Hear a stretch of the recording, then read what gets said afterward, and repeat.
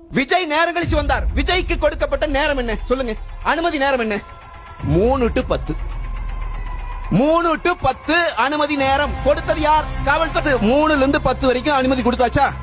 இந்த அனுமதி கொடுத்த இந்த நேரத்திற்குள் விஜய் 2:59க்கு வந்து கலவரம் செய்திருந்தால் விஜய் குற்றவாளி. 10:01க்கு வந்து கலவரம் செய்திருந்தால் குற்றவாளி.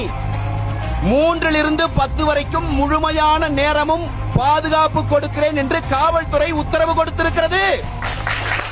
அப்புறம் தாமதமாக வந்தார்னா அப்ப முதல் நாளே என்ன நரேட்டிவ் செட் பண்றீங்க? அவர் லேட்டா வந்தார். அவர் லேட்டா வந்திருந்தாலும் பாதுகாக்க வேண்டிய பொறுப்பு உங்களுக்கு இருக்கிறது என்பதையும் சேர்த்தே நான் சொல்லுகிறேன்.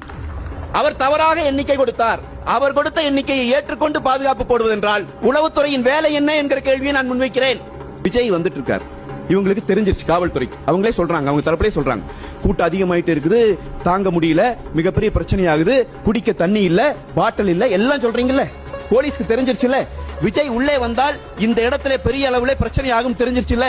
நாம என்ன வெளிப்படையா கேட்கிறோம்? நாமக்கல் இருந்து கரூர் வருகிற சாலையிலே விஜயை நிறுத்தி கைது செய்வதிலே உங்களுக்கு என்ன பிரச்சனை? நீங்க என்ன பதில் சொல்றீங்க அதுக்கு?